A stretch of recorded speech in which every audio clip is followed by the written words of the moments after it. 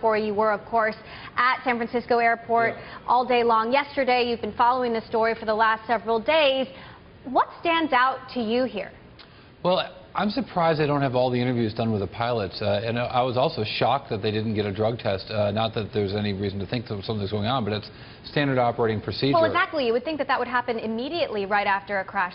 It also sounds like the pilots knew they had a problem. They weren't communicating that with the tower, from what we can understand. We've heard the conversations with the tower, and they knew that they had a problem but weren't communicating it, that they were coming in with too little power and seeing some warning lights as they were approaching. Right. The NTSB has said they got no distress calls, no problem calls. But let's also understand that, again, pilots land there safely all the time and have for decades. And it's happened in a matter of seconds. But it has happened in just seconds. And the way that she explains it very patiently and very calmly and very slowly, that's not the way this unfolded. It's unfolded in seconds. And, for example, the pilot said one pilot tried to correct it and saw the other pilot already had throttle up, so was already trying to correct the problem. But at one point they couldn't even see the runway because the nose was in the air. But that could I wasn't clear to me if that was a pilot who would not have been in one of the two forward cockpit positions, but would have been in one of the side positions in that cockpit as well. So what do you make of the fact that this was the first time the two pilots had flown together, the one who was at the controls and the instructor pilot? There's a lot of things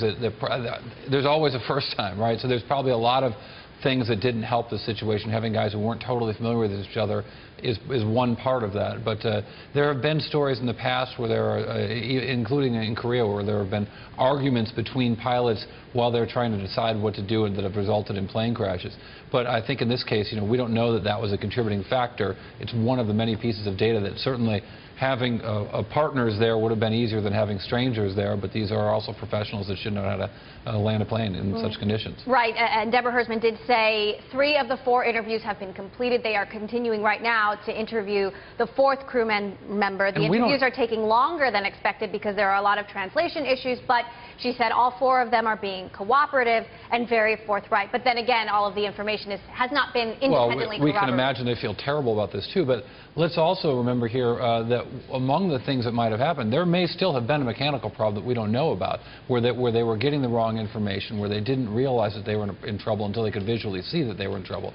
So we don't know about that, and that's the stuff that will come out of the examination of the black box, and maybe even examination of the engines themselves, which could take quite some time. She did talk about an engine fire as well. She talked about the plane spinning 360 degrees upon impact. Which we kind of knew, and you could see the direction. I actually saw the plane out there, what was left of the plane, and could see them doing those examinations. She said those first examinations happened yesterday. I actually, well, a little behind the craft, I went and bought a ticket that I wasn't going to use so I could get down to the closest gate to the plane so I could get a little bit closer and see it.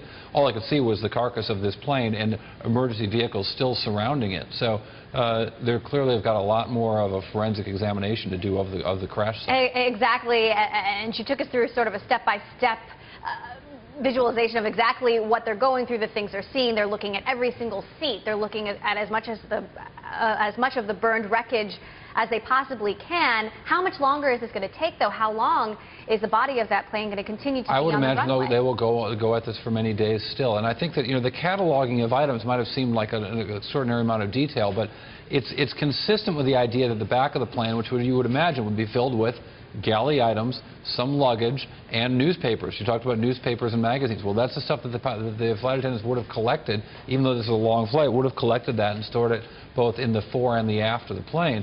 So as the tail came off in the plane, those items strewn right at the seawall in the very first places, although you would also imagine that things were thrown all over the place on that runway. Gosh, your imagination just runs wild when you hear these details. At the end of the day, this might not end up being a huge business story. We don't know. But I think that the way this touches people emotionally is because when you fly, you hand over control.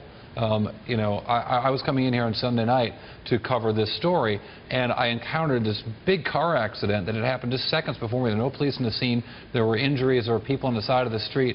And I thought this was more dangerous. This caused more deaths than this plane crash, but the plane crash was so much more terrifying to us. It definitely reminds you of your own humanity, and of course we still don't know what some of the long-term injuries some of these passengers may be facing. There's been talk of traumatic brain injuries and things like that. In terms of flying, obviously San Francisco Airport is continuing operations at this time. People are flying in and out, but how is the investigation and the fact that that plane is still on the runway, that part of the runway is closed. How is that impacting traffic and business at the airport? Yeah, there are still delays at SFO. In my Phantom flight, I just got a notice that it was delayed. I will not be leaving Las Vegas in 10 minutes, apparently. Indeed, there are still delays. There are still people backed up in travel from canceled travel over the weekend. So the impact at San Francisco Airport continues just from a traveler standpoint. All right, and NTSB Chairwoman Deborah Hersman continuing to take questions at that press conference. We are listening in and we'll bring you any important updates as we have them.